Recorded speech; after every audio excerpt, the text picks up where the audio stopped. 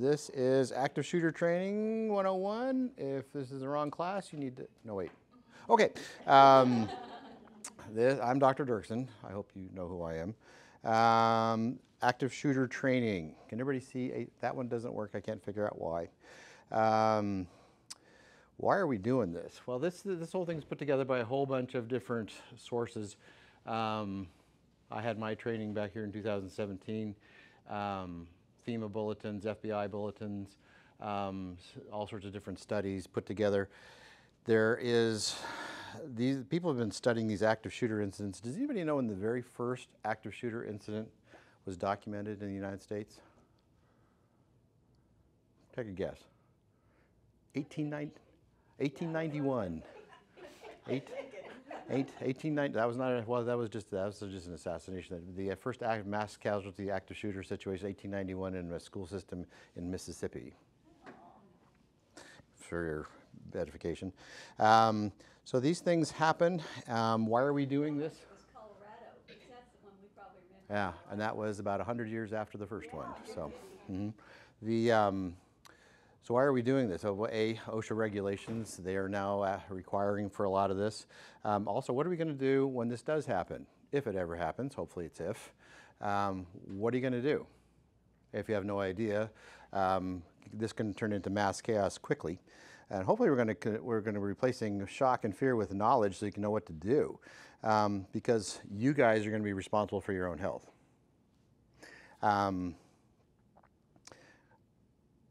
And so, of course, these are all covered by HIPAA.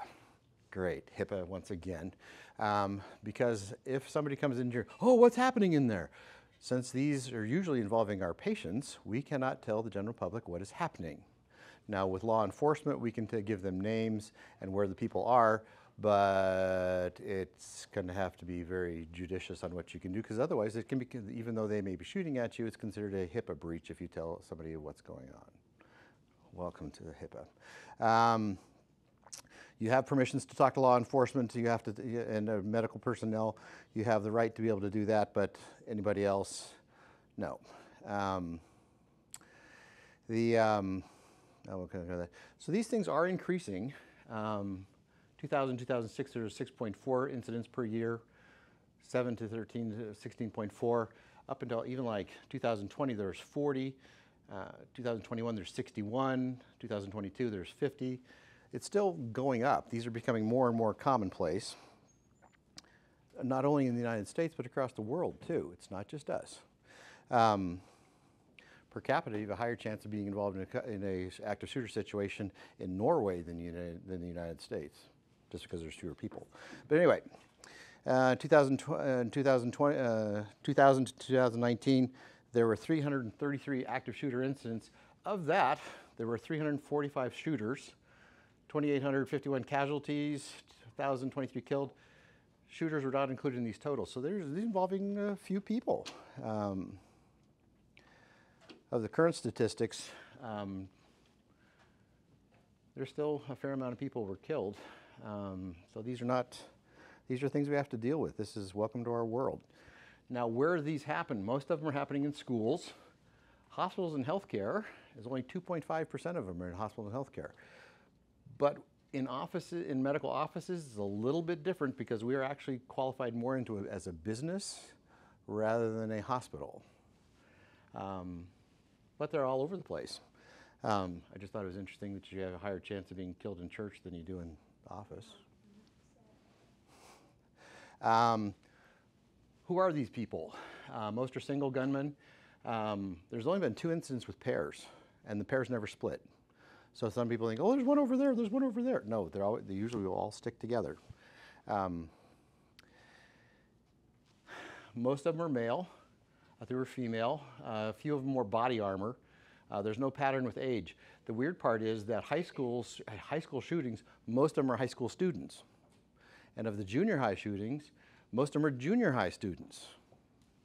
Family members, former spouses, current significant others. Out in the public sector, it's 20 to 30-year-olds, usually the shooters. But in healthcare situations, the 40 to 50-year-olds. I'll let you figure that one out. There is no true profile. Most of these things, like people who are all of a sudden they're obsessed with guns and weapons, they're obsessed with following these attacks and those kind of things, they only apprise of a very small group of people. Very few of them have actually been previously arrested for violent crimes. Only 13% of them had made verbal comments before. That means that 87% of them didn't. So just keep aware of the people out there, and people can do weird things. If all of a sudden they're paranoid, delusions, if they're acting weird, they probably are going to do something weird. So just be aware of what's happening. We get letters. We have patients accusing us of, what was the newest one, murdering people with flu shots. And they were going to come back and make sure that we all, yeah. So there are people, and they make strange threats all the time. None of these are exactly the same. But the key out of this slide is that these things happen fast and they change rapidly. At a 63 incidents that they could actually figure out a timeline, about 70% ended in 5 minutes or less. 36% of them happened in 2 minutes ended in 2 minutes or less. 60% of them happened before the police arrived, either by suicide, they stopped shooting, or they fled the scene. 13% by unarmed confrontation. The average response time in a metro area is 3 minutes. Here in Wichita, it's 9 minutes, 22 seconds. Wichita is fairly spread out, and we don't have a whole lot of police force. But if they're ending in 5 minutes, what are you going to do in this time? So that's basically what we're going to try and figure out today. Your survivability. Now, if you're out there at Old Town and things get wild and crazy and people start shooting and you get shot in Old Town, you have a greater than 65% survival rate if you get shot in a metropolitan area. But active shooter events, survivability drops less than 40%, primarily from headshots and delayed medical care because it's a hot zone. Now, in stress situations, police have less than 50% hit rates. One of my instructors, he was a marksmanship instructor for the police department in a metropolitan area, and they went on a drug bust. They broke into the house. The drug dealer had barricaded himself in that little room where they would keep where the water heater sits. So it's about that big. Drug dealer's in there. Marksmanship instructor breaks through the door. They both empty their pistols. There more than 30 rounds were exchanged in less than 3 feet. Nobody was hit. That's what stress will do. Trained police officers, hitting 18% is about average. Active shooters, however, they have a hit rate of more than 90%. Why is that? No. People have a tendency, criminals run, and victims have a tendency to sit there and get shot. Fear and panic does some weird things. There was a church shooting down in Texas a few years ago. The church members all sat there on the floor, don't shoot me, and he came along and he shot each one of them. Because nobody moved. In Virginia Tech, the gunman comes into a classroom and they actually watch him reload his pistols, both of them, and then he continues to shoot them because they didn't move. So that's why I'm telling you, we have to think about what are we going to do when this happens, if this happens, okay? Even when law enforcement was present, the ability to respond within minutes, civilians had to make life or death decisions. These decisions is up to you. Because even some people said, well, why don't we have armed guards here?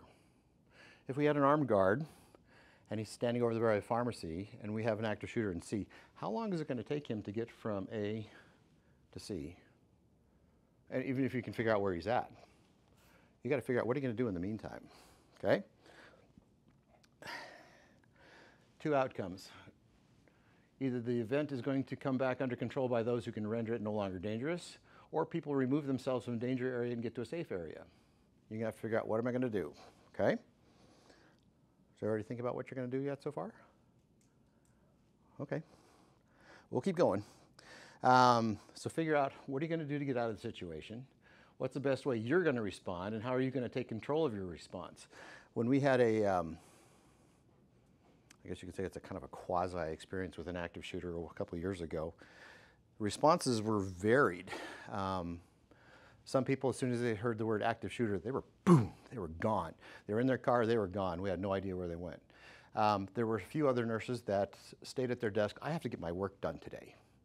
I don't care. And they just stepped there and kept working. It was like mass chaos, like nobody knew what to do. So you have to think about, what am I going to do, and do I want to stay here? Next I have a video. It's from the Fort Lauderdale airport. It's a situation, well, I don't want to make light of it because people did die in this situation, but I want you to watch the response of the people in the baggage claim. What did they do when the active shooter was there? There's some people way in the back and there's some people in the foreground, but let's look at this and then we'll talk about it. I don't think there is sound to it anyway. And so here's a baggage claim. And here is our active shooter. Joe Guy. Oh, start shooting. What are we doing? She's hiding behind the cart. If you notice the guys in the way back, two guys they're up the stairs, they're gone, we're out of here. And then other people just kind of stood there and watched it. What are you going to do in a situation? So think about these things. No, not again. So the previous policies, lockdown, hide in place policies, they evolved from the Cold War duck and cover situations. There's a few people in here old enough to remember the Cold War. Back in Denver, we were down the street from Rocky Flats nuclear weapons plant, so we had nuclear drills. If there was going to be a nuclear explosion, we all had to duck and cover. Get under your desks, cover the back of your head, don't watch the flash, wait for the blast. Yeah, we got to do things like that. And that's what had morphed into the school system in Los Angeles when they had duck and cover things, because they had gang members coming by the schools shooting through the windows in the classroom. So they'd get under their desk and stay there, don't go outside. That's what school policy was from there on out, duck and cover. It changed with Columbine. Harrison Klebold, two disgruntled students, when they came to Columbine, they were confronted by security officers in the parking lot. And they had a little hand-to-hand scuffle in the parking lot, but then they ran into the school building. School policy at the time says, don't follow them in the school, wait for SWAT. SWAT response time in Denver at that time was about 30 minutes. So these two gunmen are running into the school, and they had active shooters, so everybody said duck and cover. Everybody get under the desks, hide there. Library was where a lot of students were. The librarian said, everybody under the tables, hide. And they said, but the door's right there. They were 10 feet from the door. They said, no, you can't go outside. You have to hide under the table. Klebold and Karras came into the library and shot them all in the head. So then it changed from that point. Now we're into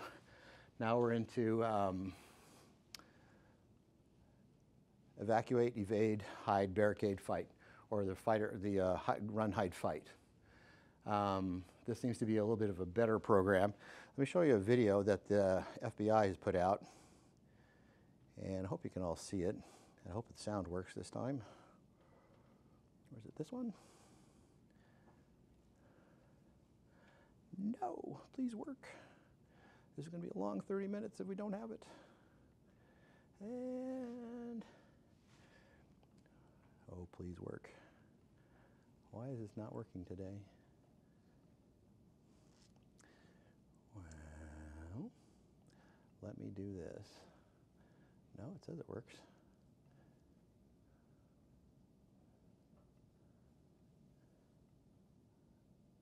This has worked every other time so far. Why is this not working?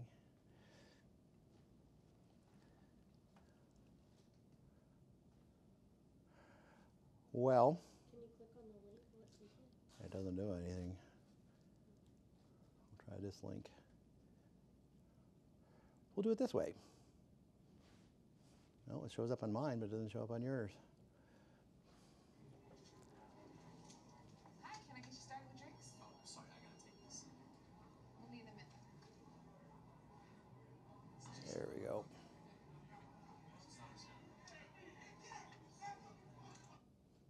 let me try it again.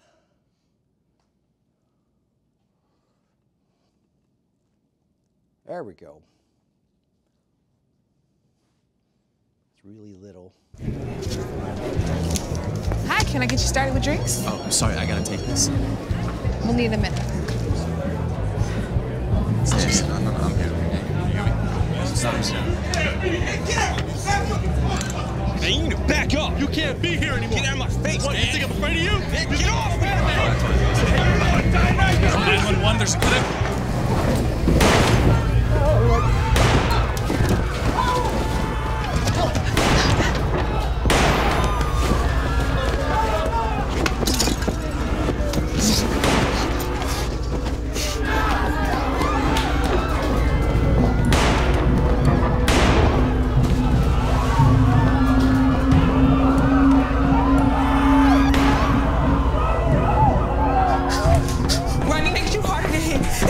Chances of survival. Don't go up here.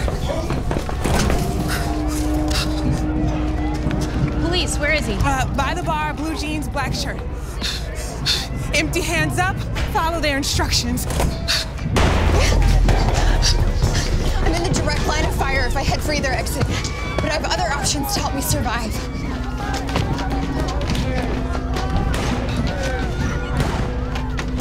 Guys, come on, in here. Come on. Go, go, go. Lock and barricade the door.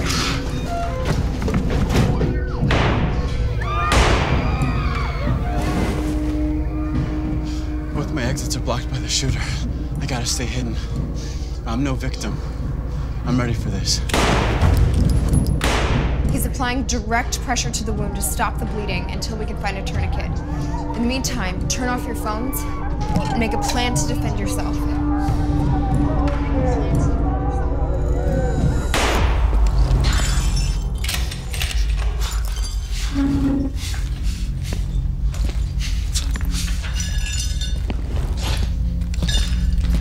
We have to fight to survive. If you control the weapon, you control the shooter. I'll go for the gun. He'll go for his arms. The bartender will go for the head.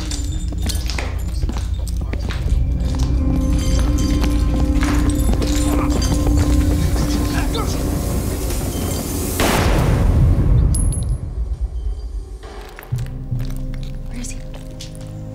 We got him right here. Please, show me your hand. Over here.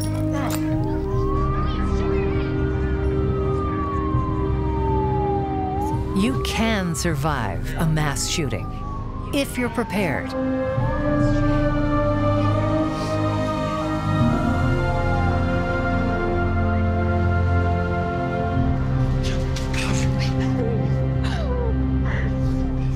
Remember, run, hide, or fight. Run. Wherever you go, be aware of alternate exits. Quickly and cautiously evacuate in a direction away from the attacker. Don't hesitate. Seconds matter. Remember windows and emergency exits. Leave belongings behind. Keep your empty hands raised and clearly visible when exiting a building. Follow all instructions from the police. Don't stop until you're sure you've reached a safe location. Hide. If there is no safe escape route, find a good hiding place. Lock and barricade the door. Silence cell phones. Prepare a defense plan. Fight. Fight only as a last resort. Use available objects as improvised weapons. Use teamwork and surprise. A coordinated ambush can incapacitate an attacker. You're fighting for your life. Don't fight fair. Stop the bleed. A victim can die of uncontrolled blood loss in 5 minutes or less. Apply pressure or a tourniquet to control severe bleeding. Go to fbi.gov/survive to learn more.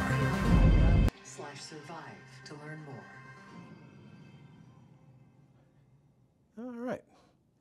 And so, always think about where are two exits. There's one at the end of the hall. We can all figure that one out. Now, on the other one, there's an exit sign there. But I don't know how many times people have walked into Dr. Goodnight's rooms while she's doing exams and saying like, where's the door? There is no, if you look at the little tiny green arrow, it's down the hall. So if you don't know where the exit is, figure out where the exit is before you have to use it. How are we going to get out of here? Like these windows here. If we're going to bust through these windows, how are we going to get through these windows? Just break the glass. How do you break that glass? If we take one of these chairs and throw it against those windows, it will bounce off. This is tempered glass, it'll bounce. Even as hard as you throw it. But anybody know how to break those windows? In the corners. The corners are made so that if you break it into the corners, you take something hard like the back of your cup, you hit it in the corner, the entire glass will shatter. But if you throw something at the center of it, it won't break. So that's how you get through the window.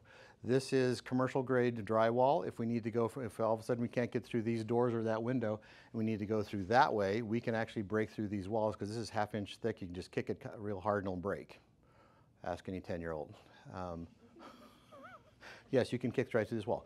Or if we need to leave, these ceilings are hollow. They have 3 feet above these ceiling tiles. You can crawl from this room to that room by going through the ceilings. Think about different options on how to get out of a room. And where are we going to go after we leave? Ready to know? A few people. Yes, you're going to go over to, that's how you break the windows. We're going to go over to the 834 building, but I'll get to that in a second. Now, here's the fun part. Now, if we all decide we all need to leave and evacuate, what if somebody doesn't want to go?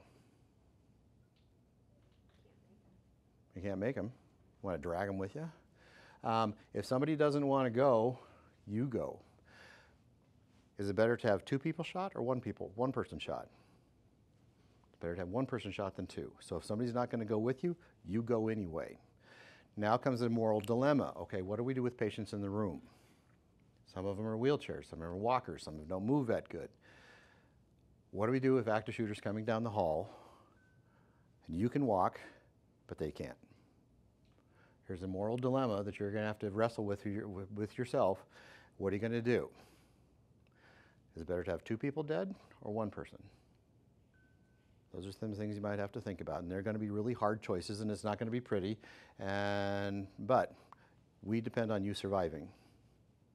You need to depend on you surviving. Okay. Once you get a chance to, pick up a phone, page overhead, active shooter, and the location.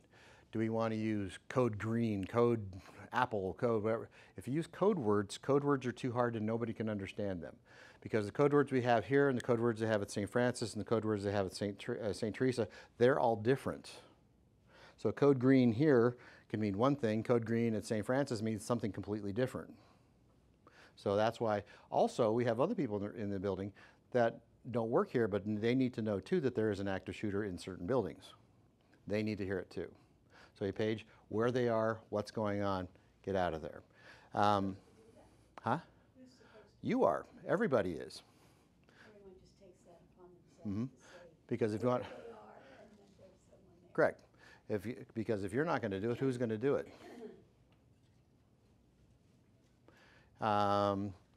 When you have a chance, with the phone that's ubiquitously in everybody's hands at all times, never leaves, be off balance if you didn't have it in your hand. Call 911 as quick as you can. If we all jam the 911 calls, they at least know where something's happening here. So fine, call. Use your cell phone, landline. There is a Slack app, which we are trying in the process of putting things together. We had some problems with it in the past, but hopefully we're getting all the bugs worked out of it. Slack is basically the use of your email that we can send out a simultaneous message to everybody who's on that app. So hopefully everybody will get a text or a page as soon as that happens. Okay. The 834 building is the APT physical therapy building across the way. That's big enough to hold everybody because we have to be able to go somewhere that's going to hold all 300 of us. There's not a whole lot of places around here that'll hold 300 people unless you want to walk to Ollie's down the street here. But yeah, that's the only place. Because if we all of a sudden we have an active shooter here, what automatically happens to our neighbors? Bishop Carroll goes on lockdown, St. Francis goes on lockdown, the church goes on lockdown, everything else goes on lockdown. There's no building around here big enough other than the 834 building that'll hold us, because we have the keys to that building. We don't have the keys to anything else. Okay, so we meet up there. It's important to meet up there and to talk to the people in your department to find out who's missing. So when the police get here and we find out, well, where are they? Where's Amanda? Oh, I don't know.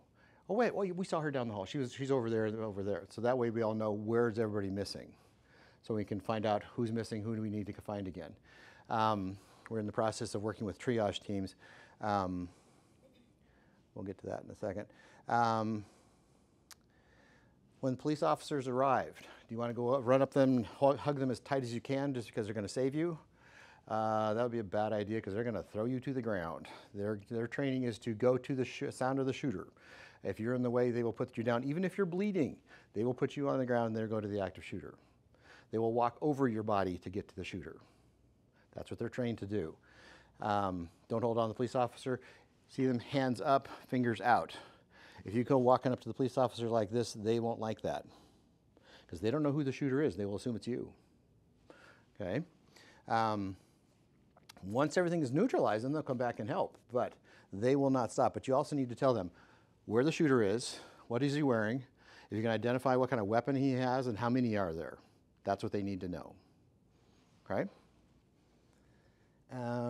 If you see the weapon, for whatever reason you see the weapon on the ground, do not pick up the weapon and run down the hall towards the police officer. Bad idea. Cover it with a trash can, put your foot on it, and take it with you. So otherwise the police may think it's you and they'll shoot you. If you can't run, the entryways are blocked, you can't run, we're going to have to hide in place. Get out of the direct line of sight. Hiding under your desk is not really a good idea, but if we gotta, we gotta. Lock the doors if possible. However, I think this room is the only one with the doors that can lock. All the other exam rooms don't have doors that can lock. Storage rooms don't have doors that can lock. Barricade yourself in there. We can make a barricade. We'll do that here in a little bit. Stacking up chairs. Everybody grab a chair, throw it against the door. Active shooters, for the most part, they are not a. One thing you can say about them is that if there's something that's hard to do, they won't do it. If they have to push their way through a bunch of chairs, they won't go through. If you look at the picture here, the door actually in this picture opens out, not into the room. But we had an active shooter that will not go through that stack of chairs. Now, when you are stacking chairs, try and do it in a semi-orderly fashion. One of the officers I was with, he got trapped in the chairs because he didn't get out of the way fast enough, and everybody else put their chairs on top of him. So just try and be quickly and efficiently as possible. Okay? But anything you stack up against the doors is great. I'll show you a technique where you can use an extension cord to hold the door shut. We'll get to that. Folding chairs, doors. We talked about door stops at one time. However, Sedgwick County Medical Society told us probably wouldn't be a good idea. Apparently there were some incidents where some patients got a hold of the door stops and they sealed themselves in the patient room with the doctor so they could have one-on-one attention with them. So we don't have door stops. We're in the process. I asked them to relook at that again about magnetic doors. Because like if you were to go to Sonic, you can't open the Sonic door until the Sonic employee shows their badge to the door, then the door unlocks. We tried to get those for our buildings here between the waiting room and the patient room and the back rooms. Fire marshals said no, they didn't like that. They think building B had enough exits from the B waiting area. We're in the process of looking at it again as if there's some way to fix that. Trying to keep them out there and us back here, because when we tried to have a lockdown a few years ago, I said, with what? None of these doors have locks. So we'll look into that again. If you're stuck in a very hot or around the room, don't everybody bunch up into the corner. You have a higher chance of killing more people if you've bunched up. If you're around the room, it takes harder to hit you. So if this is all done, somebody knocks at the door, please open the door. Are you going to open the door? Do you want them to put the badge under the door? No, you want your credentials. Because you can get a badge off of Amazon for $10. The police credentials looks like a driver's license, Comes a little plastic thing they all have in their pocket. It's got their picture on it and their rank and all sorts of stuff on there. You can't get that anywhere else but from a police officer. Just have them slide that under the door so you know it's open, then they can open the door. Okay?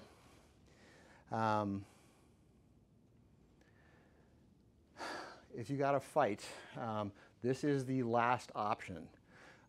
If it's either you're going to die or you're not going to die, do this. Okay? Now, can we distract the shooter? Yes, it doesn't take that much. Active shooters, when you're out there, active shooters, normally if I'm sitting around here, I have about 120 degrees of peripheral vision out through here. My kids say I have 360, but that's different. So you have about 120 degrees of peripheral vision. Now, if you're in a stress situation and you're an active shooter, you all of a sudden shrink to about 1 to 3 degrees. You're going to focus on what is ahead of you out in here. Anything you can do that disrupts that field of vision, that OODA loop there, observation, orientation, decision, and action. They developed this with fighter pilots in the 50s. They were trying to figure out, because they had so many bells and whistles going off inside the cockpit, they couldn't figure out what to do. Because anything that distracts them varies their field of vision. So if you can yell at them, throw things at them, throw your water bottle at them, throw your phone at them, throw your keys at them, anything to change will change where they're shooting at. Does it take a whole lot? No. Remember that situation at the MGM Grand in Las Vegas? The shooter up on the 20th floor, when he moved the barrel of his rifle 1 inch up at that floor, it varied 300 feet down below. So if you can get him just off just a little bit, that may be all it takes to save somebody's life. So we want to slow down our shooter speed and speed up our response time. Grip, aiming picture, stance, distance, reloading. If he's reloading, he's not shooting. Okay? If he's pointing it at you, make him point somewhere else.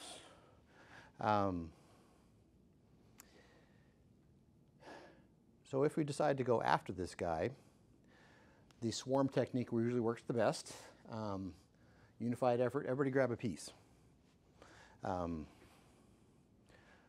in this particular picture, just grab something. Some people have a knee, some people have a head, some people have a hand. Everybody grab a piece. The fun part about the only rule they have with working on a active shooter like this is there are no rules. If you want to poke him in the eye, poke him in the eye. If you want to kick him in the groin, kick him in the groin. If you want to break a finger, go ahead. There are no rules. This is either your life or his. I'm assuming it's his because there are very few female shooters. Now,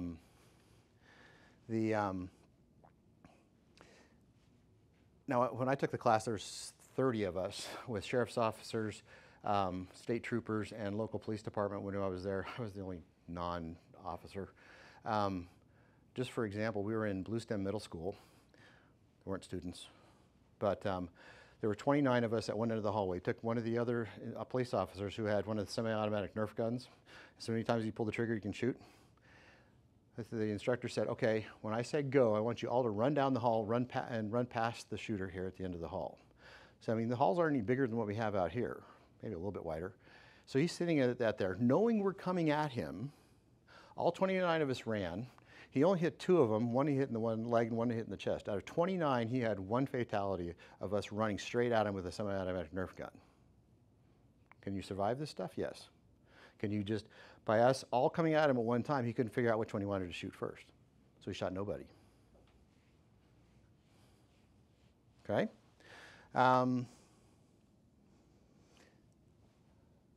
Anywhere you want, poke him. Worst case scenario, if it comes down to this, yeah, firearms.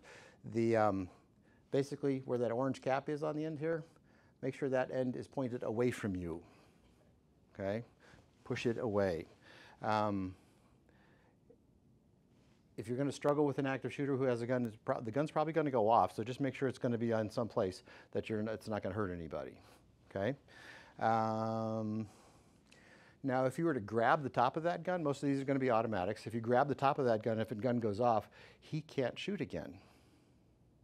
That slide has to be able to go back and forth. If it doesn't, because you're holding on to it, it won't work again. he has to redo it manually to make it happen again. So make sure it's pointed in another direction. Okay? Like I said, that is one of the worst things you want to do, to be in a hand-to-hand fight with somebody with a gun. But do what you can. Okay? We'll go over this pretty quickly. Do we have people here that carry guns that are? Under Kansas law, if you decide you want to be a concealed carrier, we as an employer cannot stop you. That is Kansas law. That's why if you notice there's no signs with those little stickers with the gun with the circles through the middle of them, you cannot stop somebody from being a concealed carrier, except at the post office. That you can't bring your gun into. There are some things where you can actually take it to church now if you want and things like that, but most of the places you can bring your concealed weapon. Now,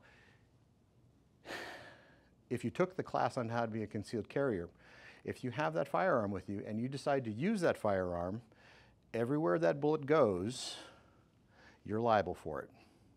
If you damage property, if you damage somebody else, you hit an innocent bystander, you are liable for that. So if you're going to be carrying a firearm, you better make sure that you know that you're liable for whatever happens. You may be altruistic and you want to make sure you can get the bad guys, but if you have an innocent bystander sitting right next to him and you miss, you're liable. Just put that into perspective.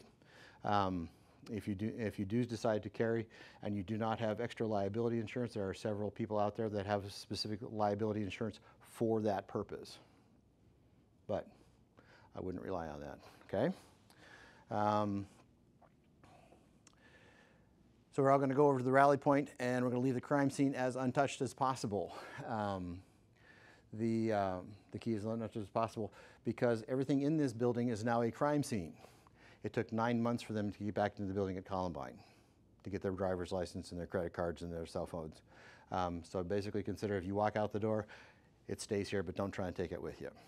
Now, around the building, we have, some people know that we have these and some people don't know we have these. We have, every pod has these. Yes, you all have these. The business office and the surgery center also has these. These are bags with emergency trauma supplies in them. So if we have a mass casualty situation, there are several things here. Inside these bags, these are tourniquets. Miss Amanda, can you come over here? And hold out your arm. These tourniquets, how these work is that they are all Velcro and they go around in here. It's just like putting on your kids' Velcro shoes. You put that on there, stick the Velcro together, and then there is a wind-up thing, and you keep twisting this until the bleeding stops at this end. And then you lock it under here, and then you put this back on, and then you can write the time on it, because every 15 minutes you have to release the pressure, or else you lose the appendage. Okay? And hopefully the EMS will be here by that time. Thank you. Also in there are what's called trauma bandages. These come in these vacuum packs. This is a big, huge ABD. Put that on there. You wrap this around. Hold your arm up again. And you put that on the wound. This goes on your middle. This goes on your head. This goes on whatever. And then basically you have about 3 feet of cloth that you can keep working through this little loom back here and work it around, work it around, work it around. And then you can put pressure on it and stop the bleeding. Okay? Also, with chest wounds, if you're so inclined, you have a big sucking chest wound, have a big here, air's leaking. These are chest seals.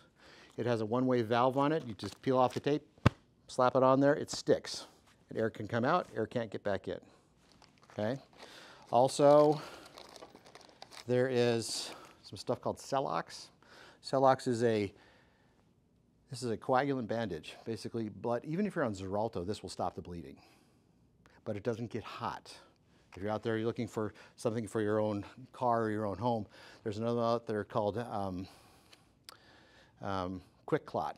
Quick Clot gets hot. You can actually get a 2nd to 3rd degree burn out of it because it gets hot when it's mixed with blood. This does not. Okay? So if you have a bullet hole, shove as much of this as you can in that hole. It stops it.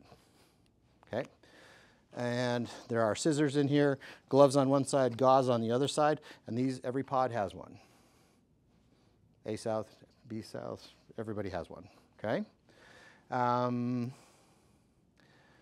Now, if you're going to have to cut through clothing to get to the wound, don't cut through the bullet hole. Cut around it, okay? It's evidence. Yeah, if you cut through the bullet hole, basically you've destroyed evidence.